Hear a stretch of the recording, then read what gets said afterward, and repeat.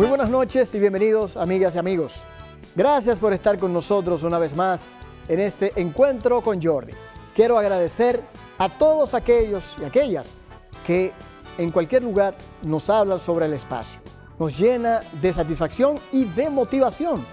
Y también nos obliga a un compromiso mayor de brindar la calidad lo más excelente posible para todos ustedes. En la noche de hoy tenemos una entrevista interesantísima y el contenido también dentro de los comentarios, esperando que ustedes puedan disfrutar de todo lo que tenemos para ustedes con el mejor agrado de este equipo que desde aquí le brinda lo mejor para ustedes. Así que veamos lo que tenemos en este encuentro con Jordi.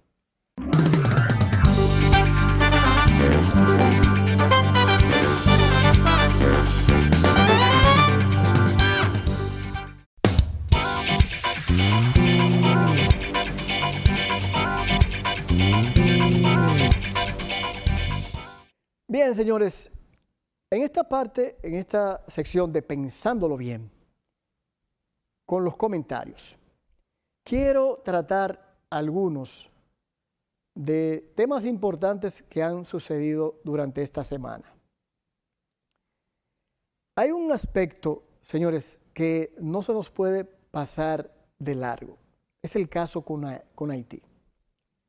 Al menos en el momento en que estamos presentando este espacio, la situación de esos dos jóvenes que fueron secuestrados, dominicanos, ha dado un mal sabor, no solamente por el hecho y la situación que esto atañe para la familia de estos jóvenes productores o que trabajan para una productora, sino también para el país. Porque aunque no lo entendamos así, tenemos a Haití prácticamente detrás de nuestro patio, o patio con patio. Y a veces no queremos entender que la situación que allá sucede nos afecta a nosotros, como a ellos les conviene en demasía la bonanza o no de República Dominicana. Como sucede en todo país donde hay una parte limítrofe con un país que tiene una buena economía y otro no, y que hacen fronteras uno con otro, como el caso de México con Estados Unidos, y en Europa pues también tenemos muchísimos ejemplos. Pero ¿qué es lo que quiero traer a colación? No me gustó que luego de la llegada de un ex alcalde al país haitiano, el día 2 de febrero, entró por la frontera como si fuera un ilegal más. Claro está, con una comitiva de 3 personas más. Y fueron arrestados hasta que se determinara y luego trasladados a la ciudad de Santo Domingo. 3 o 2 semanas después se produce el secuestro de estos dominicanos. ¡Ah, caramba!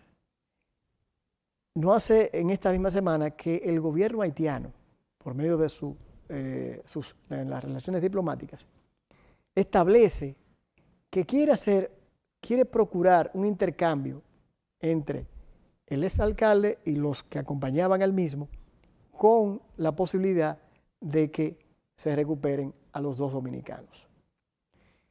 Eso no cayó bien. Y eso da mucho que pensar. Si ese secuestro tuvo que ver o estaba metida la mano del Estado haitiano. Porque no se entiende cómo un tema se relaciona con el otro. Se ha hablado de que primero se pidió un rescate de $2 millones, luego no se tenían noticias. La compañía que contrató a estos dominicanos decía que prontamente ya estaban avanzadas las negociaciones. Sin embargo, todavía hay mucha duda de qué hay realmente en el fondo de todo esto. Aun cuando, con Dios delante, puedan ser rescatados estos dominicanos con vida, que es lo que a todos nos interesa. Pero esa partecita nos deja saber, señores, que en Haití, así con la poca popularidad que tiene su actual presidente nos da a entender que hay muy poca garantía. No la ha habido de por sí, pero hay muy poca garantía aún más en la situación política y social que está viviendo nuestro vecino país, que no ha sido diferente a otros años. Lamentablemente, ¿qué es lo que pasa? Que muchos haitianos, cuando ven la realidad nuestra o la siguen viendo, dicen, bueno, caramba, todavía aquí hay la estabilidad que no tienen ellos allá.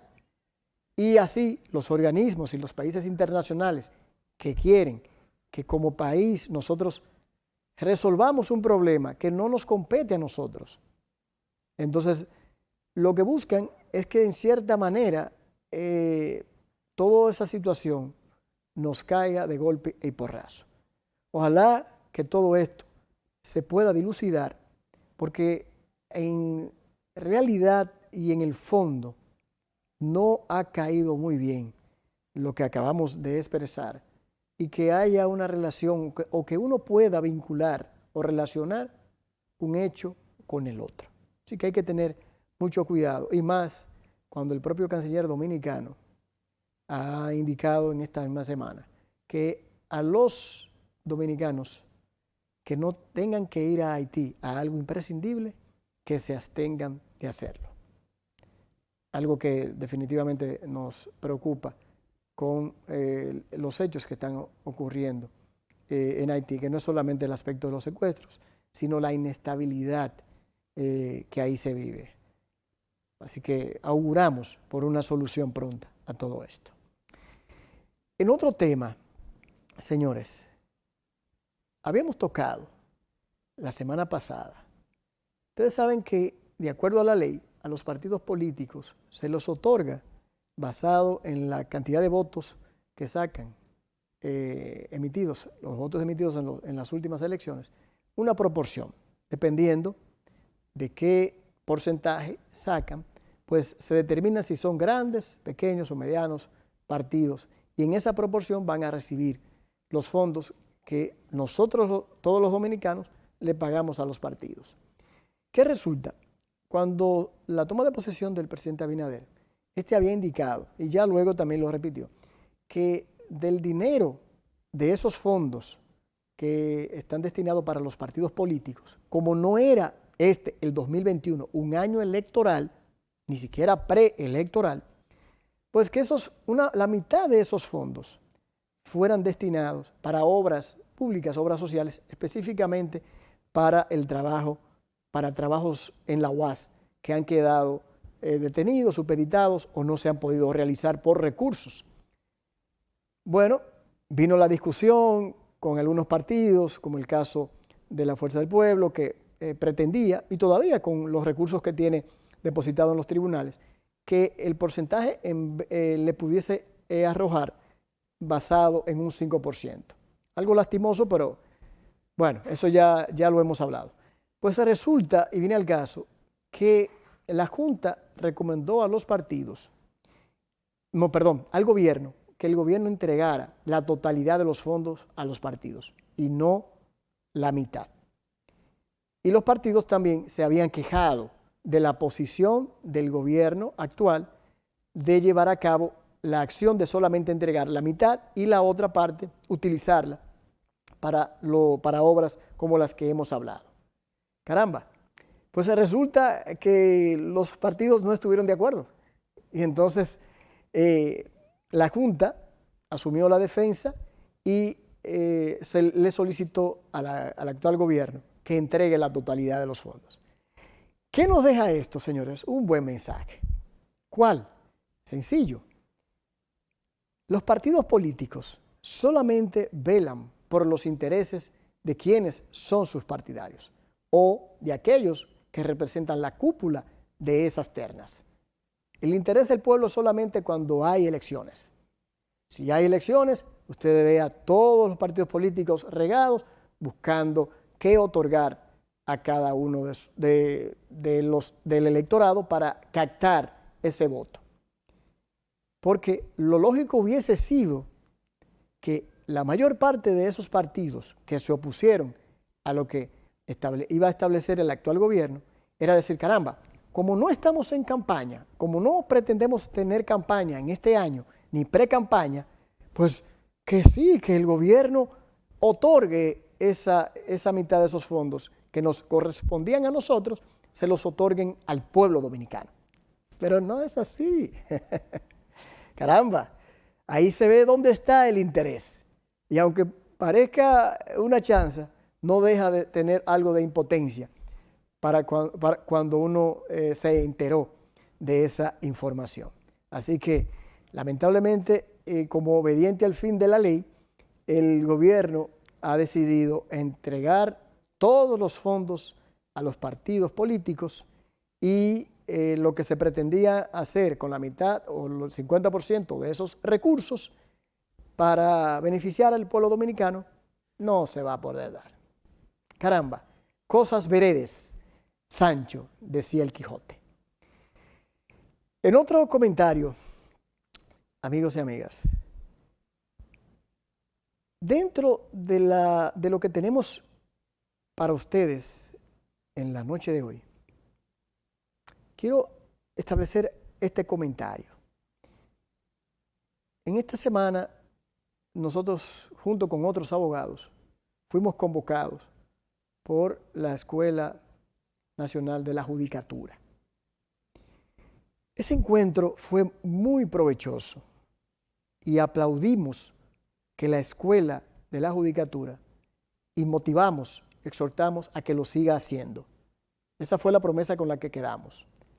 Y en ella, los abogados y abogadas que asistimos a este encuentro que se realizó en la sala de posgrado de la Pontificia Universidad Católica Madre y Maestra, pues ahí concurrieron diversas cantidades de abogadas y abogados de Santiago. Y externamos lo que entendíamos eran las fallas a corregir y las situaciones que deben tomarse en consideración a propósito de la virtualidad y lo presencial en la justicia dominicana. Un encuentro que duró cerca de 2 horas y donde se debatió, donde hablaron, donde se comentó, donde cada quien tuvo la participación. Y todo lo que se recogió ahí fue tomado en consideración y fue anotado para que de alguna manera con el tiempo vaya solucionándose y de alguna forma lo que ha sido resistente de lo virtual, que no es ya o no debe ser una imposición en el ámbito de la judicatura, sino cómo puede congeniarse que lo virtual con lo presencial pueda protegerse el derecho de defensa de cada quien.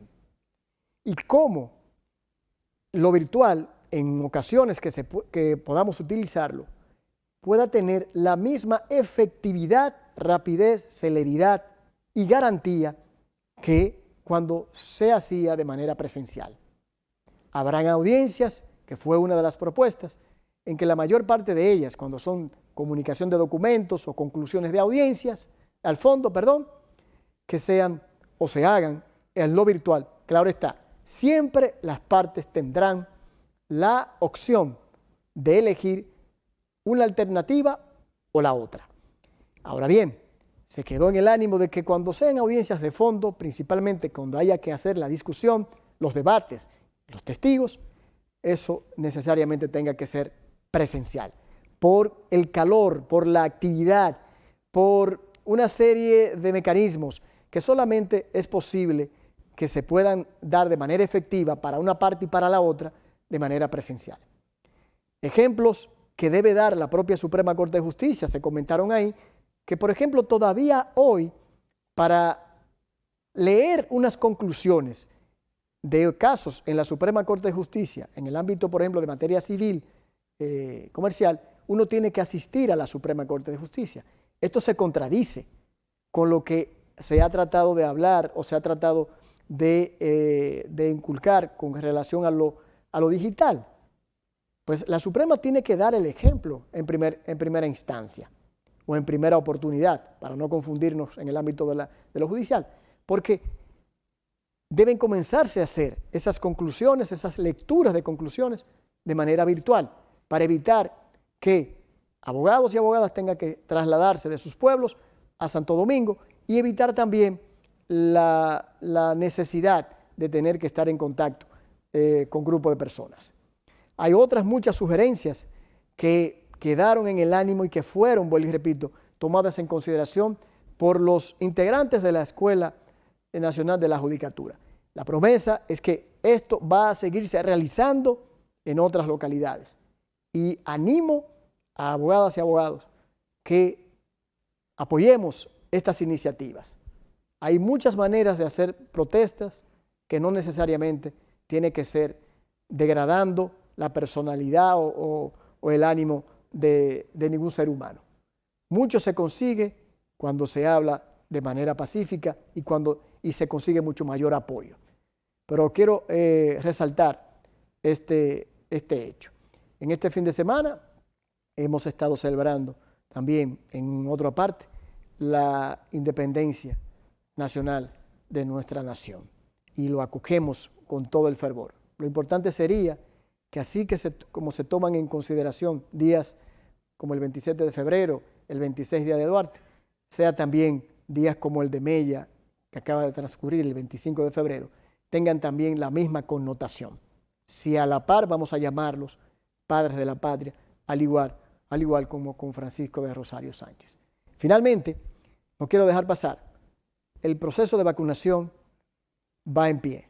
Lo único que no nos ha gustado en el aspecto de lo presencial hacia las aulas y hacia la educación dominicana, que luego de haber hecho una inversión tan monumental para llevarla a lo virtual, parece que la presión de una parte del empresariado pudo más. Y esa ambivalencia, cuando se toma una decisión y se cambia, es la que este gobierno tiene que tener cuidado. Creemos que pudo haberse llevado en estas últimas 7 semanas, seguido lo virtual en la educación dominicana. Hubo que hacer todo un cambio en el proceso de vacunación por esta decisión.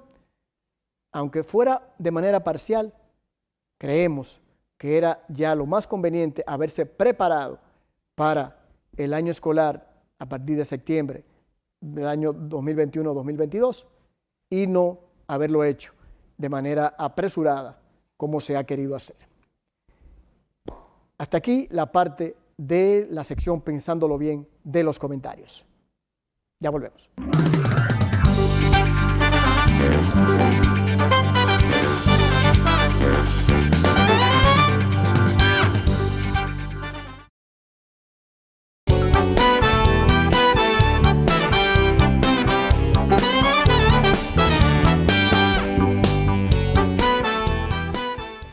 Bien, señores, hoy tenemos una interesante conversación con el presidente de la Suprema Corte de Justicia, Luis Henry Molina Peña. Agradezco a aquellos que hicieron posible este encuentro porque creo que es de las primeras que ofrece este magistrado. Ahí podremos dilucidar muchos aspectos de la vida del mismo y también del sistema de lo virtual con lo presencial, de cómo va caminando, acorde a la apreciación de este magistrado con relación a la judicatura dominicana. Veamos entonces qué nos tiene el invitado de hoy, Luis Henry Molina Peña, presidente de la Suprema Corte de Justicia. Veamos.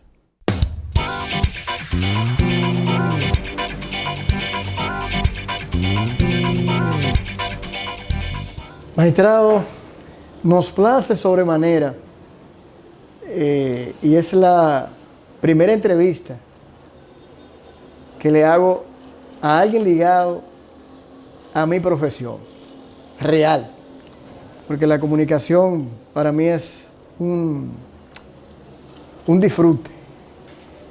Y usted dirá, ¿y la profesión? Una pasión, pero es un trabajo. Esto yo trato de disfrutarlo más que verlo como un trabajo. Y también me place que usted haya concedido este encuentro con nosotros en el día de hoy. ¿Cuál es el compromiso que supone para Luis Henry Molina Peña ser presidente de la Suprema Corte de Justicia?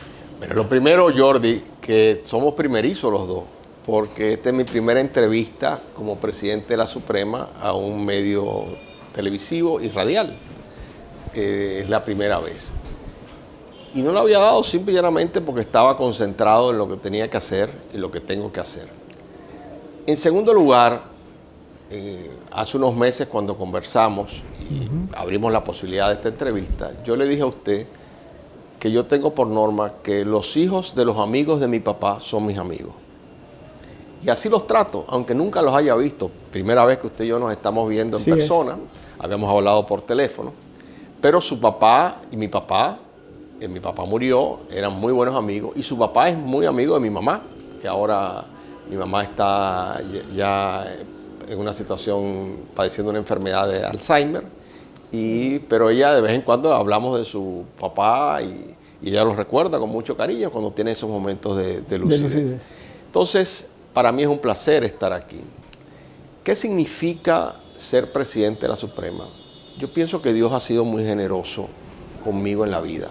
Me ha dado más de lo que yo hubiese esperado. Mi mamá es una campesina, mi papá es un obrero, yo soy el primer profesional de mi familia. Esto ha sido un trabajo de todos los días.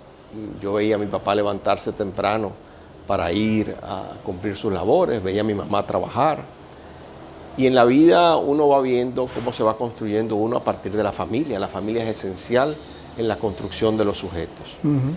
La disciplina es fundamental. Entonces, ser presidente de la Suprema significa estar muy enfocado hacia donde uno quiere lograr cómo la justicia funciona en el país. Yo quiero la mejor justicia para la República Dominicana.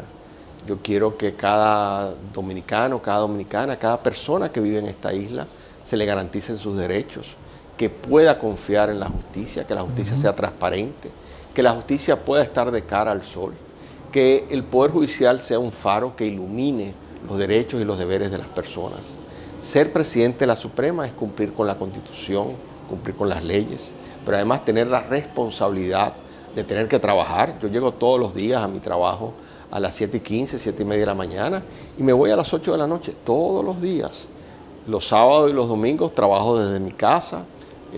Yo estaba acostumbrado antes a trabajar los 7 días a la semana.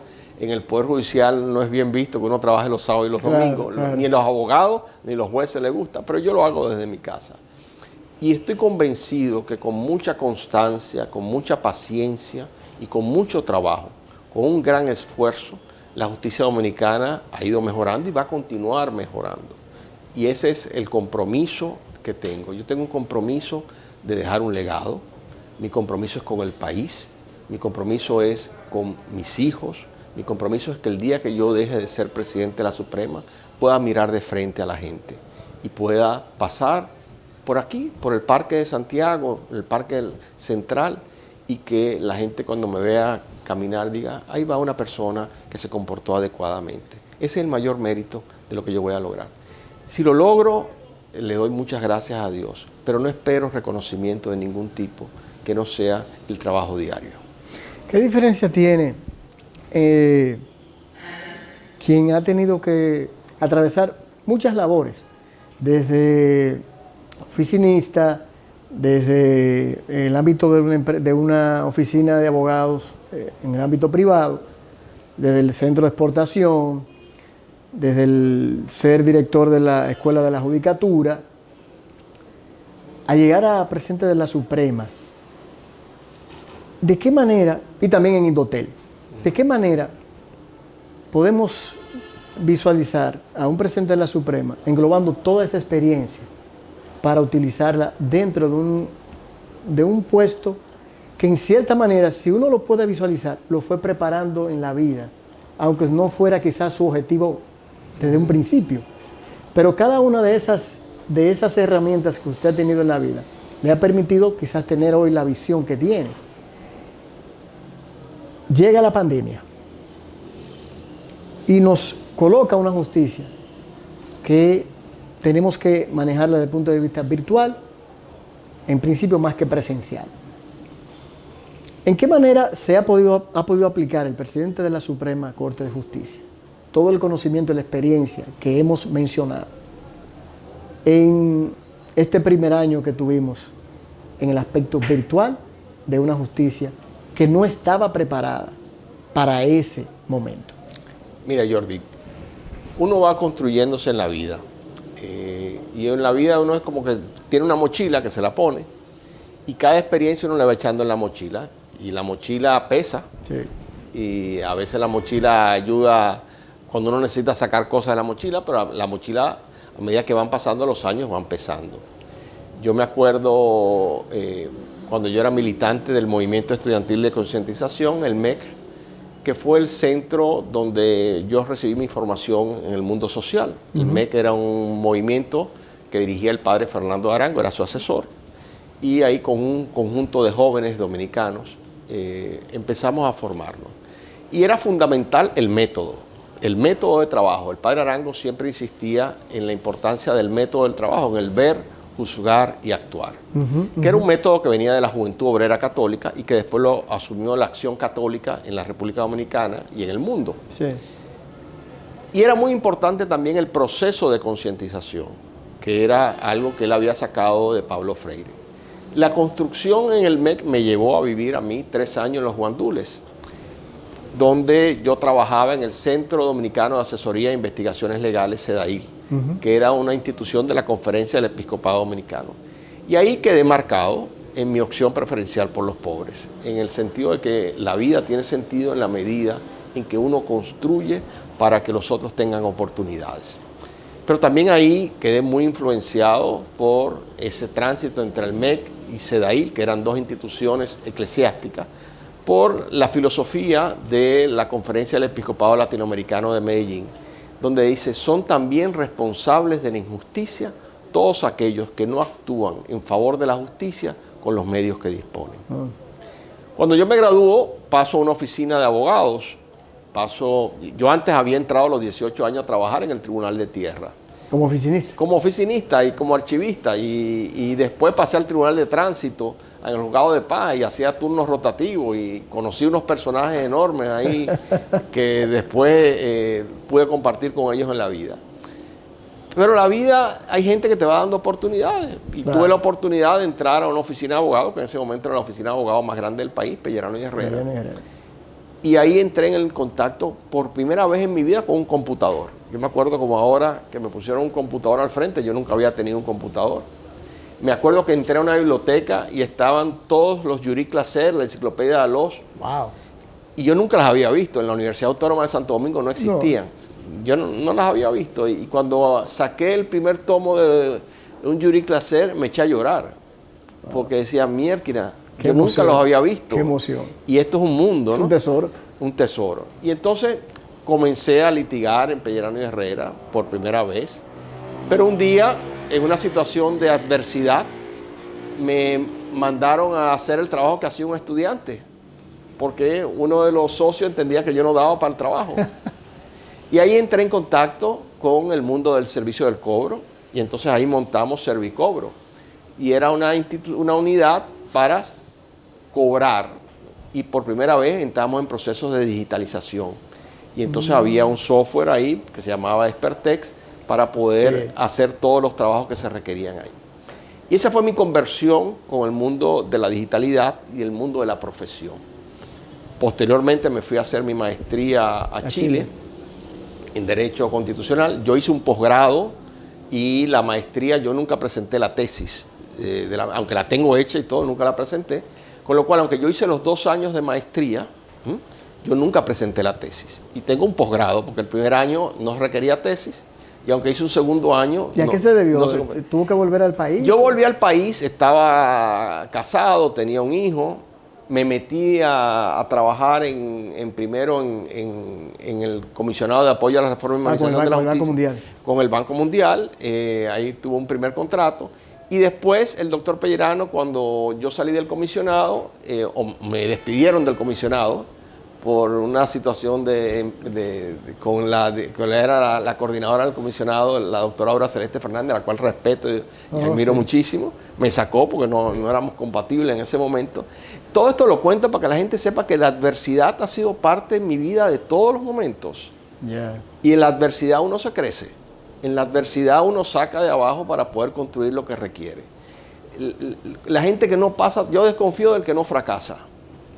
Porque el que no fracasa no sabe el valor de las cosas. Y después ahí empecé en la Escuela Nacional de la Judicatura.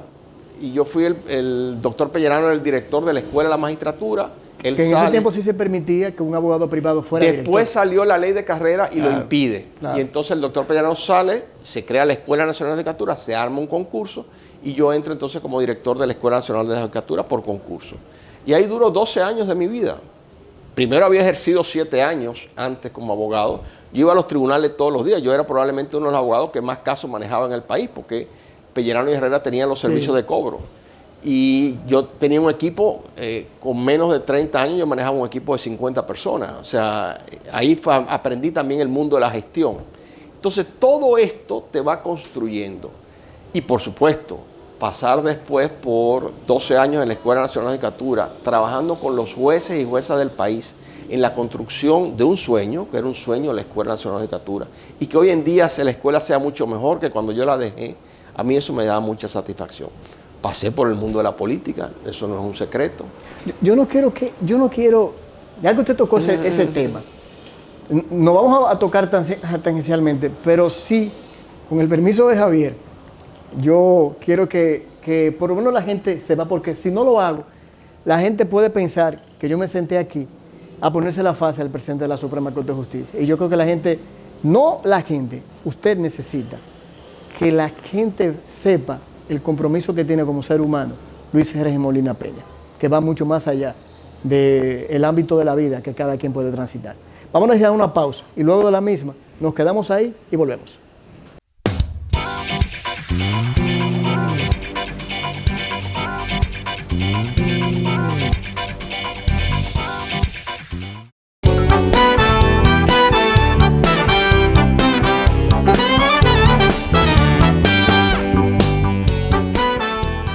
Bien, magistrado, la parte hay personas que tienen un compromiso, y al principio usted lo comentó. Cuando hablamos del aspecto político, lo importante es saber cuál es su real compromiso una vez usted dejó la ligazón o lo que pudiese tener con el Partido de la Liberación Dominicana. Yo ingresé al Partido de la Liberación Dominicana por motus propio. Y salí del Partido de la Liberación Dominicana porque tengo una responsabilidad con el país. Ya yo no soy militante del Partido de la Liberación Dominicana.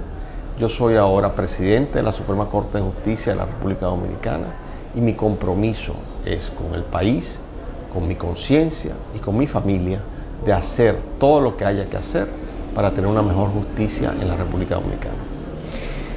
Magistrado, ¿de qué forma la gente puede comprender, no solamente la abogada y abogado, que lo virtual, aunque nos atrapó como a muchas empresas privadas, a todo el ámbito público, en cuanto al servicio, ¿de qué manera ha avanzado del año pasado hacia acá lo virtual dentro de la judicatura? Mire, lo primero es que nosotros no vivimos aislados. A mí me encantaba ir a alquilar películas a MovieMax, ya no existe. Me encantaba comprar CD en Musicalia, ya no existe. El mundo nos cambió de la noche a la mañana. De repente yo tenía una biblioteca llena de libros, ahora tengo más posibilidades de libros a través del Kindle de Amazon. Y ya los libros van a ir desapareciendo físicamente tal como los conocemos. Entonces el mundo nos cambió y cuando llegamos de nuevo al Poder Judicial por segunda vez, nos empezamos a dar cuenta que todos los tribunales, con muy ligeras excepciones, tenían su funcionamiento de manera análoga y que el papel se había convertido en una especie de plaga que estaba ocupando el espacio físico de los tribunales. Entonces nos dábamos cuenta de todo esto, se hizo un plan, el Plan Justicia 2024, para transformar la justicia, y se hizo un plan a 5 años. Pero de la noche a la mañana nos llega la pandemia y todos los abogados del país pidieron que se cerraran los tribunales cuando llegó la pandemia, todos, y llamaban y se quejaban. Bueno, y de repente nos dimos cuenta que había que cerrar los tribunales y solamente se quedó abierta la atención permanente. Claro. Y entonces ahí surgió por un grupo de jueces de Bonao, empezaron a trabajar con celulares y con WhatsApp a hacer audiencias de atención permanente con un ministerio público. Y ahí entonces nos dimos cuenta que en el Poder Judicial habíamos contratado Office 365, que es una plataforma de Microsoft, se había hecho una licitación previamente a esto, y empezamos a montar por primera vez en el Poder Judicial Office 365. Y de 0 licencias, hoy en día tenemos 4.500 licencias en el país completo. Empezamos a ingresar todo vía la digitalidad. Todavía permanece el papel, pero todo ahora ingresa vía la plataforma del servicio judicial. ¿Y qué significa eso? Que hoy en día sabemos lo que entra y lo que sale. ¿Y qué significa eso? Que todo lo que sale del Poder Judicial sale con una firma electrónica. Es la institución del país de mayor uso de firma electrónica. Y es el Poder Judicial de toda América Latina que mayor uso tiene de firma electrónica. No hay una sola resolución, sentencia de un tribunal del país que no sea firmada electrónicamente. Eso hace apenas unos meses no existía en el Poder Judicial dominicano. Hoy en día el 80% de las audiencias son virtuales. Los abogados las piden virtuales. Los jueces le dicen, ¿cómo usted la quiere, presencial o virtual? Eso es una opción. Es una opción y los abogados prefieren la virtualidad. Prefieren la virtualidad si tienen una audiencia en Higüey y viven en Santiago. Prefieren la virtualidad si tienen varias audiencias ese día porque pueden organizarse. Claro, la discusión iba muchas veces, por ejemplo, cuando hay comparecencias personales de las partes, hay testimoniales, informativos o contrainformativos. La queja siempre es, bueno, que es mucho más para el abogado, dependiendo de qué lado uno se encuentre, uno poder visualizar y que el juez lo vea, cómo puede hablar un testigo, o que no sea influenciado de la parte virtual, uno no sabe quién está al lado de ese testigo. Yo creo que ahí es donde estriba quizás la mayor dificultad. Pero no hay dificultad, que la hagan presencial, no pasa nada. No, esto es una opción, no una imposición. A eso era que iba. Entonces no pasa nada, pero además es un tema cultural. Pregúntenle a nuestros hijos si ven televisión. No ven televisión ya. Nuestros hijos ven YouTube. Ya no quieren ver, ya la gente no quiere ir al cine, quiere ver Netflix. Entonces, perdonen toda esta propaganda de software que le estoy haciendo. Pero lo que está pasando es que hay una transformación, un cambio en las personas. Y la gente la justicia no es un local, la justicia es un servicio de administración de justicia. Y un servicio que todo aquello que pueda ponérsele fácil al usuario, tenemos que hacerlo. ¿Es perfecto? No, por Dios. Este proceso de implementación en el marco de una pandemia, tenemos que usar mascarilla, tenemos que tener distanciamiento. Tenemos hoy en día un 30% del personal haciendo trabajo a distancia o teletrabajo. Todas estas cosas influyen y hay la necesidad de una mejora continua. Tenemos que escuchar a los usuarios más, tenemos que ser más empáticos en términos de solucionar los problemas. ¿Es efectivo eso ahora que usted habla de escuchar al usuario? Claro. ¿Cómo se maneja? ¿Qué control se tiene de que efectivamente se están escuchando las quejas de los usuarios? Estamos haciendo grupos focales con abogados, estamos haciendo webinar con abogados. Okay. La Escuela Nacional de Judicatura tiene programas de levantamiento de necesidades con abogados y al interior del Poder Judicial. Nosotros no hemos dicho que esto sea perfecto. Lo que estamos diciendo es que este es el camino hacia la digitalización completa de la justicia dominicana y sobre todo aquellas cosas que son repetitivas. Por ejemplo, esto va a requerir cambios normativos. Claro que lo va a requerir. Si yo hoy firmo electrónicamente una sentencia o un auto, ¿para qué yo necesito una sentencia certificada si la original está en la nube? Pero hay que modificar la ley porque la ley dice que hay que imprimir la sentencia, pegarle 2 sellos con la lengua, ponerle un matasello y entonces eso es el original. No, resulta que los sistemas de certificación de firma electrónica son 1000 veces más eficientes que el matasello y el sello. Entonces, todo esto va a requerir un cambio. Pero los cambios generan molestias. Los cambios de alguna manera asustan a las personas. Por eso hay que darle acompañamiento. Por eso estamos trabajando ahora en procesos que nos permitan darle soporte a los usuarios. Por eso estamos trabajando, yo me apunto a la justicia virtual, que es un programa para aquellas personas que nunca han tenido contacto con la virtualidad. Por eso queremos trabajar con los abogados que están en situaciones más vulnerables para que puedan tener más contacto con este tema de la virtualidad. La virtualidad no es una imposición, es una realidad. La virtualidad no la podemos eliminar. Ahora, ¿Qué es lo realmente importante? Lo importante es cómo esto garantiza los derechos de las personas, cómo esto transparenta más la justicia, cómo permite rendir cuentas. Hoy en día nosotros sabemos todo lo que entra, todas las solicitudes, los departamentos judiciales, sabemos cuáles están. O sea, cada instancia que entra se sabe, así como cuando es respondida. No, cada solicitud, no solo la instancia, cada solicitud que entra a un tribunal, entran por el servicio judicial y hoy en día sabemos la capacidad que tiene cada tribunal de resolver esa situación.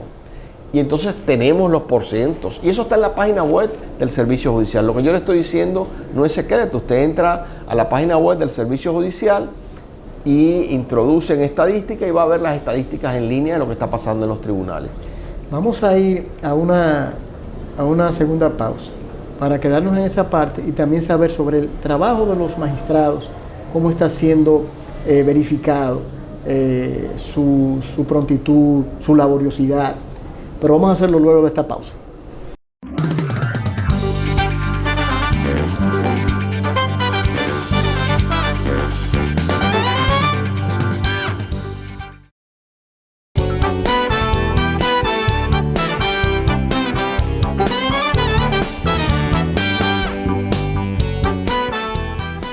Magistrado, nos quedamos en el aspecto del interés de conocer sobre el trabajo de los magistrados, pero yo quisiera ponerle un ejemplo. En la pandemia, en la parte ya más fuerte en el año pasado, para uno hacer, por ejemplo, solicitudes, hasta de una certificación de no apelación, o ahora en tierras, por ejemplo, usted solicita un desglose, se está tardando mucho. Podemos comprender, quizás no es el mismo personal. ¿Es basado por el aspecto de la pandemia o es por la falta de practicidad en el manejo de la virtualidad que está haciendo el retraso con situaciones sencillas de solicitudes, de instancias? ¿Se podría pensar que es por el aspecto de la pandemia o que todavía nos resta aprender a todo un personal a manejar mejor la virtualidad? Todas las anteriores. Los problemas no tienen una sola causal, tienen distintas causales y definitivamente depende cómo manejemos las causales. Por ejemplo, aquí estamos en la oficina de la magistrada Javier en Santiago, sí, que nos lo ha prestado para el programa. Y ella me dijo con mucho cariño que esas son todas las sentencias que ella ha motivado. Bueno, resulta que ese librero ya no es necesario. Ella todas las sentencias las tiene en la nube. Y actualmente nosotros podemos simplemente buscar todas las sentencias que ha firmado la magistrada Javier o la que ella ha sido ponente y nos van a aparecer. Y próximamente vamos a poder tener todas las sentencias del país a partir de un momento dado que puedan verse, no solo las de la Suprema, sino de todas las cortes de apelación. Y que los abogados puedan ver cómo falla ese tribunal en relación a una determinada tipología de casos.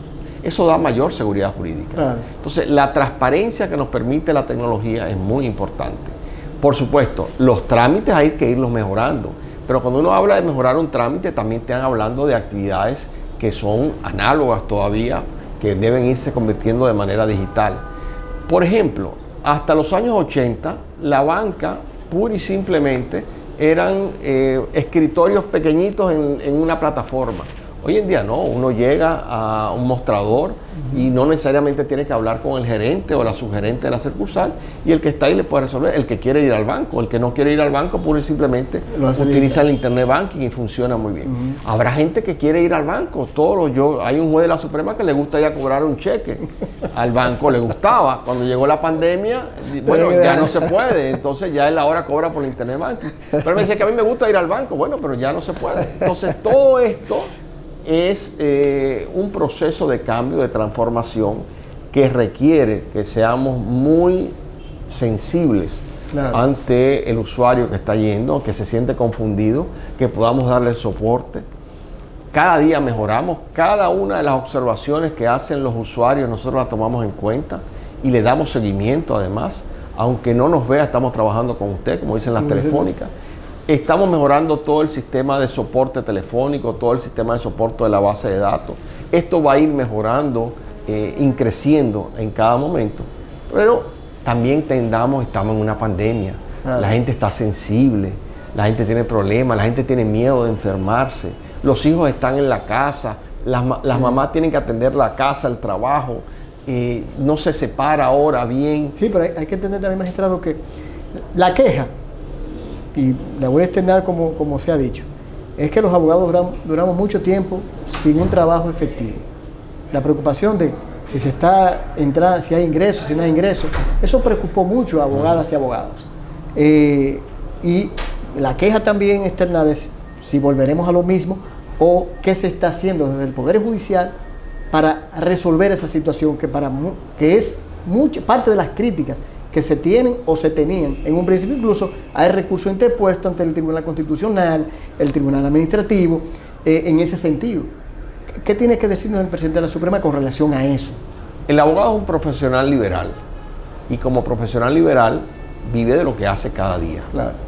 Entonces el país se paralizó y la economía está tratando de buscar el camino.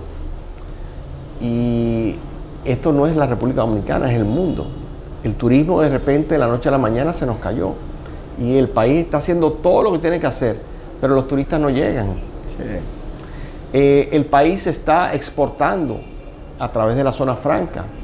En Santiago vivió una crisis una vez de un cierre de la zona franca. Sí. En este momento no lo está viviendo y es una fuente de trabajo importante. Sí. Sí. Imagínense que cerraran toda la zona franca, ¿cómo aumentarían los litigios laborales? Es que nos está cambiando el mundo, nos está cambiando las condiciones y nadie estaba preparado para esto. Y lo que estamos tratando de hacer es sentarnos en las mesas de trabajo con los jueces, con los ministerios públicos, con los abogados, buscándole salidas a esto. Lo que no va a volver es el ábaco, lo que no va a volver es lo análogo. Comprendido eso. ¿Cómo puede, desde el Consejo de Poder Judicial, de todo el aparato, se puede manejar o saber el trabajo de los jueces, si está siendo eficiente, si esa persona está siendo laboriosa? ¿Cómo se califica? ¿Cómo se visualiza eso? Esto es un cambio institucional muy importante. Le estamos diciendo al Consejo del Poder Judicial, la discrecionalidad no es posible. La objetividad en función del escalafón judicial, que cada juez puede incluso ver su puntaje y puede hacer objeciones a su puntaje, cada juez dominicano, y después el Consejo del Poder Judicial tiene que someter a la Suprema Corte de Justicia para los ascensos y los nombramientos de jueces, tiene que someterlo en función del escalafón judicial. Eso quita la discrecionalidad, elimina el clientelismo al interior del Poder Judicial en términos de el Consejo, y es un gran avance institucional para la República Dominicana. Igual todo lo que tiene que ver con el acceso a la justicia de las personas vulnerables, las entrevistas. Hoy en día, hacer una entrevista a una persona vulnerable es mucho más fácil. Ya no se requieren las cámaras headset. Bueno, ya tenemos un reglamento para poder hacerlo. Claro. Y culturalmente eso va a ir mejorando. ¿Por qué revictimizar a una mujer que ha sido violentada? ¿Por qué revictimizar a un niño poniéndolo a testificar varias veces?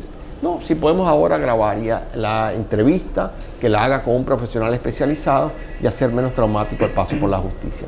No se trata solo de un tema de tecnología, se trata de un tema de fortalecimiento institucional, se trata de un tema de acceso de justicia para todos y todos, y por supuesto se trata de eficientizar la justicia en la República Dominicana.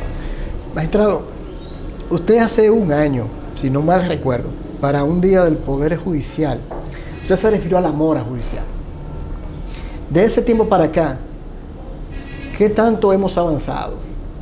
Porque sabemos, hace poco, la Suprema emitió una gran cantidad de sentencias que fueron falladas el año pasado. Pero a veces el abogado tenía la idea de que cuando estamos en pandemia, en el momento en que no se estaba elaborando, fuera de la Suprema Corte de Justicia, los demás tribunales y cortes estaban aprovechando el tiempo, avanzando en el fallo de las sentencias.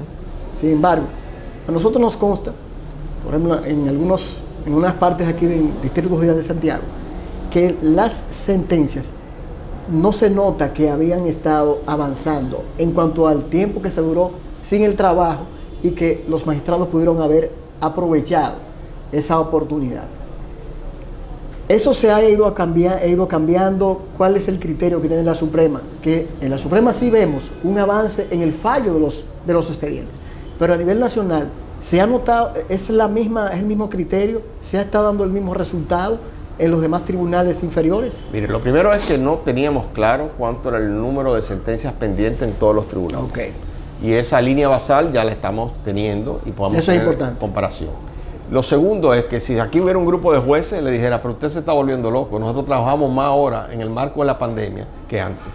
Yo creo que la transformación de la justicia se ha ido dando en la medida en que cada juez y cada jueza dominicana ha asumido con mucho mayor responsabilidad su rol y está fallando muchísimo más. Yo sé que el tiempo nos apremia, así que muchísimas gracias, Jordi, por esta oportunidad. No, y la verdad que para nosotros ha sido más que un gusto, ha sido un verdadero placer. Y lo que quisiera solamente en un minuto, ese oficinista, ¿qué le diría hoy a ese presidente de la Suprema Corte de Justicia, años después, que inició como oficinista en un tribunal y hoy es presidente que dirige todo un organigrama? ¿Qué reflexión nos evoca final? Que son también responsables de la injusticia todos aquellos que no actúan en favor de la justicia con los medios que disponen. Magistrado, muchas gracias. Gracias, Jordi. Y un saludo de pandemia. Un saludo de pandemia.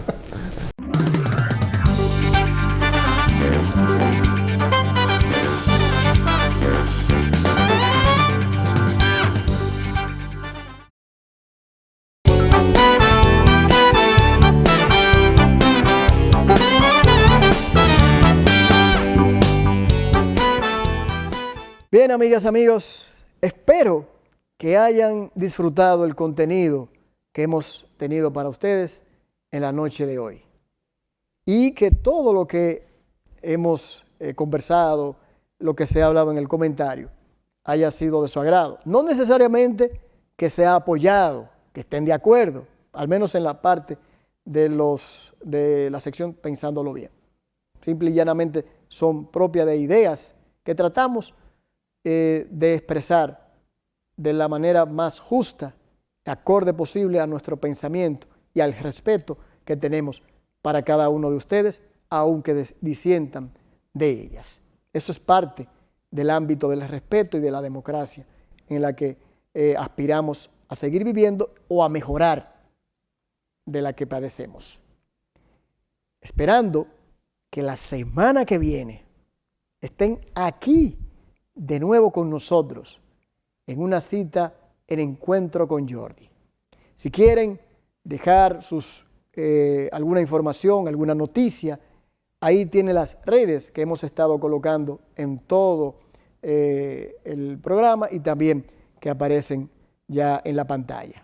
Tienen una manera de comunicarse con nosotros y también hacernos saber su parecer, vuelvo y repito, alguna noticia, información importante que también quieran darnos a conocer y que podamos también investigar o ahondar sobre la misma. Gracias nueva vez por habernos acompañado y prometiéndoles que el domingo que viene a las 9 de la noche, con Dios delante, estaremos aquí, todo el equipo de Encuentro con Jordi, para todos ustedes. Buenas noches.